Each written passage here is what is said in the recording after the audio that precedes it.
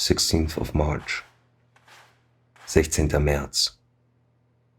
Today, it's the 3 Napoleons. I'm finished with the first and the bottom half of the second, but my feelings about them are starting to change. Of course, I don't deny that the 3 Napoleons have different sizes. Number 2 is a full hand longer than number 1.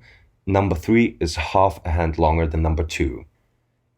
Having more than one Napoleon makes good business sense, as one can never predict the chest and leg size of the next actor playing a Napoleon. But is this practical explanation really enough to explain the existence of these 3 here? Their multiplication probably has a very different reason. Anxiety. The anxiety that takes hold of us when we, the children of the age of reproduction, encounter a single copy, something unique. It is an anxiety about absolute loss we almost never feel about today's products. When standing in front of a car or a bomber plane, we know that 10, 100, if not 1,000 identical cars and planes exist. So even when one car or plane is destroyed, we know that the make of car or type of plane will continue. They can easily be replaced the moment they are lost, and, thus, they aren't lost at all.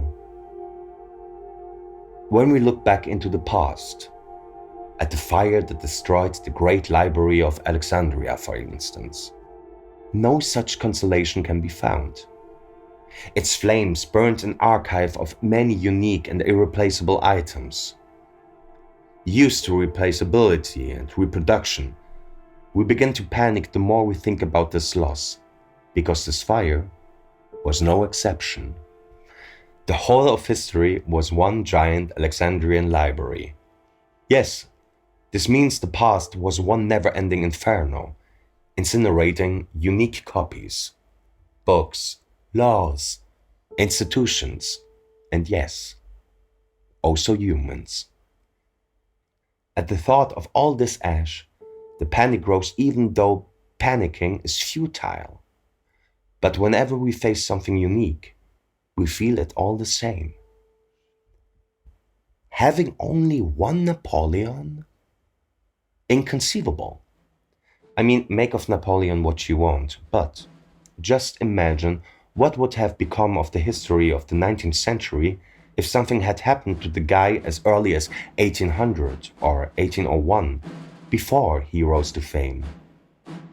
No, I don't think we would take this risk today.